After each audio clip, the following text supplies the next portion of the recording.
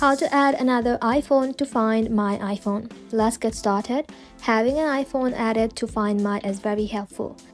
It allows you to locate the devices if lost and see where the person is in real time.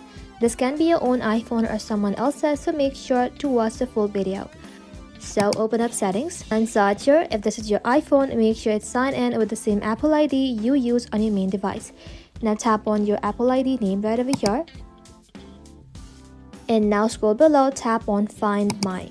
Now you can simply tap onto it and make sure it is turned on. Also turn on Find My Network and send last location if available. Now if you want to add someone else's iPhone, they need to share their location with you.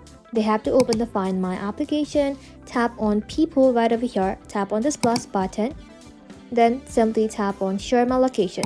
Now they have to choose and confirm. Once they accept, their iPhone will appear in your Find My app. That's it. The iPhone is now added to Find My and you will be able to track it if needed. Thank you all for watching. If this video was helpful, consider subscribing to our channel and liking this video.